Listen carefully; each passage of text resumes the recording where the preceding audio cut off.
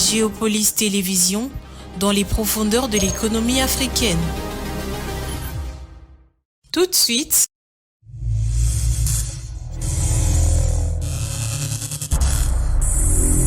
bulletin.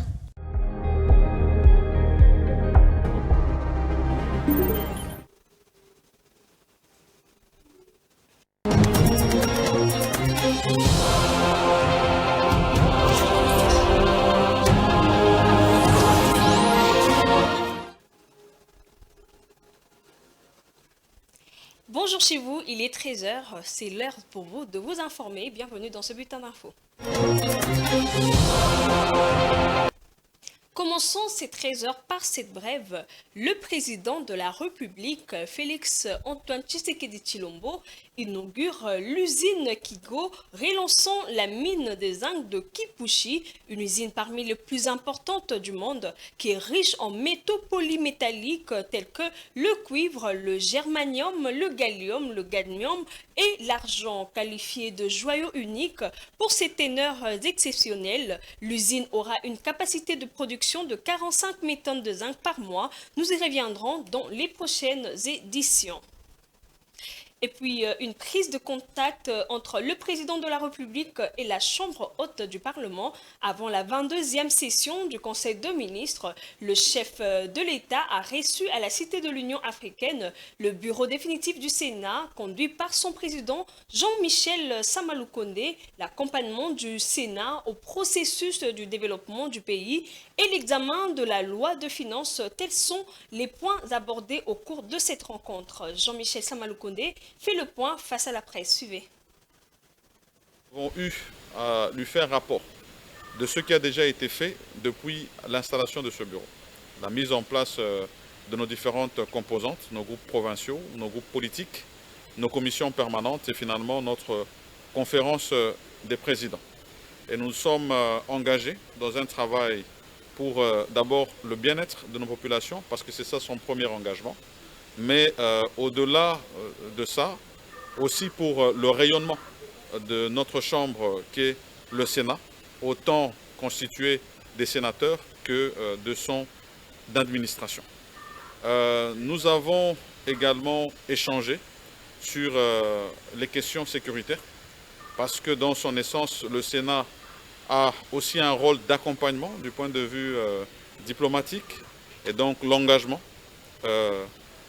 qui est attendu de nos populations, de la paix et de la sécurité, particulièrement à l'est de la République démocratique du Congo. En termes de bilan, nous avons été installés comme bureau depuis le mois d'août. Cette session est essentiellement budgétaire. Donc notre premier engagement en termes de bilan sera que nous puissions apporter, en tout cas traduire les attentes de notre population dans le budget qui va être voté au sein des deux chambres. Nous avons déjà commencé à traiter la question de la reddition des comptes, ainsi que de la loi rectificative 2024. Et avant que nous ayons atteint la fin de la session, bien sûr, nous allons traiter la question du budget 2025.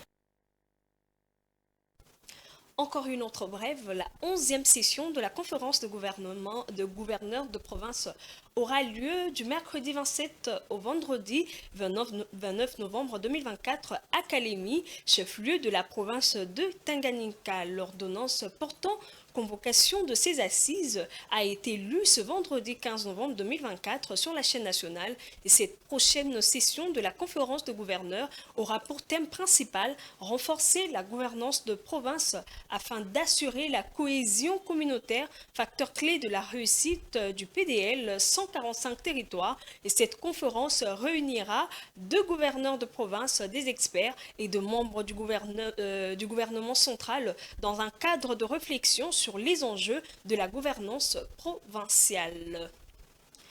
Propriété et hygiène dans les bureaux. Le directeur général de l'Agence pour la promotion de classe moyenne, Pascal Tchello, a présidé une matinée le vendredi dernier sur la sensibilisation du personnel féminin de cet établissement public sur cette question. Cette matinée a été marquée par la présence du pasteur Joël Kabasele, qui a insisté sur le respect de règles d'hygiène et l'attitude à adopter face à la résistance au changement. Jojo Moulamba, Eli Kabeya et Ene Kabamba étaient sur place. les personnes qui n'ont pas grandi avec une grande discipline. Les notions de la propriété et de l'hygiène ont été au cœur d'une matinée de sensibilisation organisée par l'Agence pour la promotion de classe moyenne au Salon Bleu de l'Hôtel du Gouvernement. C'est le directeur général de cet établissement public, Pascal Tchello, qui a présidé cette activité.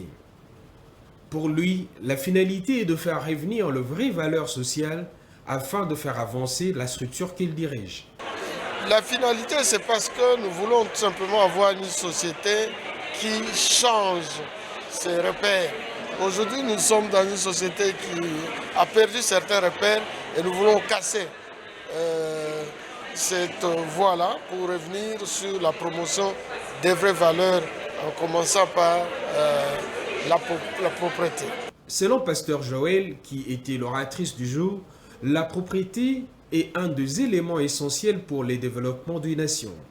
Face à la résistance au changement, il faut continuer à pratiquer les vraies valeurs, a-t-elle dit. Vraiment, c'est quelque chose que nous vivons partout, il faut le dire, pas seulement dans notre nation. La résistance de changement, c'est dans le monde entier. Celui qui ne veut pas apprendre devient un problème pour celui qui veut évoluer. Et ça, il faut le comprendre. Mais celui qui veut évoluer doit comprendre aussi ce principe, que celui qui ne veut pas évoluer n'apprendra pas. Alors, on ne s'attarde pas sur celui qui ne veut pas apprendre. On croit en ce qu'on sait, on garde ses valeurs et on les pratique surtout. On les pratique et on aura autour de soi des personnes qui ont la même vision que soi-même pour avancer.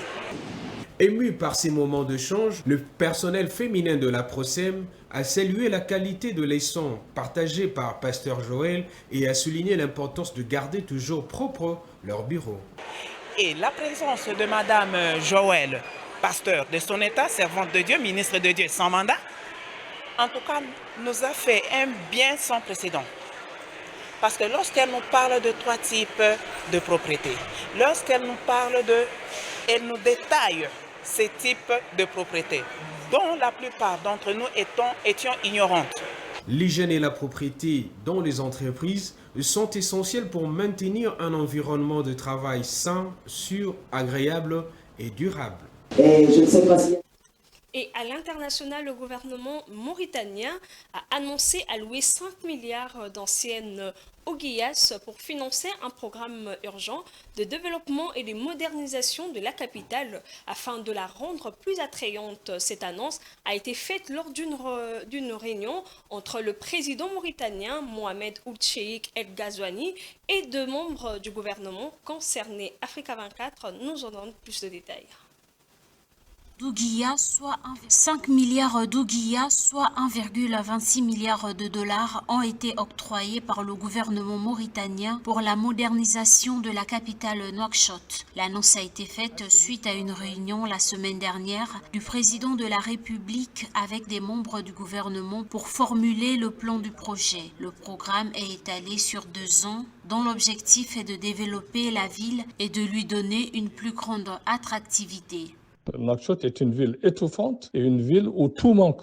Tout manque. Donc cette modernisation, cette modernisation est voulue par toute la population mauritanienne et ce serait bienvenu pour que la ville ait justement quelque chose qui fera de Nouakchott un point ou un coin ou une capitale où il fera bon vivre ou bien les gens se sentiront à l'aise. Selon le ministre de l'économie et des finances, ce plan de modernisation de Nouakchott comporte, entre autres, la fourniture de l'eau à l'ensemble des quartiers de la capitale, la construction de 137 km de routes bitumées, dont 50 km de boulevards, routes circulaires entourant la ville ou bretelles pour faciliter la circulation routière, la construction de 400 installations éducatives et 40 centres de santé. Dans Nouakchott aussi, il faudra de la mixité sociale. Il n'y a pas de mixité sociale dans la capitale mauritanienne. Dans la capitale mauritanienne, il manque la mixité sociale. Donc ça aussi, c'est une chose à étudier, à corriger et à encourager. Assainissement, voirie, infrastructure, électrification, eau potable, le gouvernement mauritanien s'engage à mettre en œuvre immédiatement les composantes de ce programme afin de créer un impact positif et efficace pour améliorer la vie des citoyens. Selon le gouvernement, ce montant qui a été mobilisé lors d'une table ronde vise à renforcer les infrastructures sociales, économiques et touristiques afin de créer des opportunités d'emploi pour les jeunes. Et voilà, c'est la fin de ces 13h au programme sur votre chaîne Géopolis Télévision.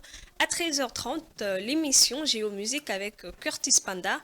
À 15h, Géo Ciné. À 19h30, la grande édition du journal télévisé avec Damani Mujinga. Et à 21h, l'émission Focus avec Willy Kalingai. Au revoir et bonne suite de programme chez vous. Portez-vous bien.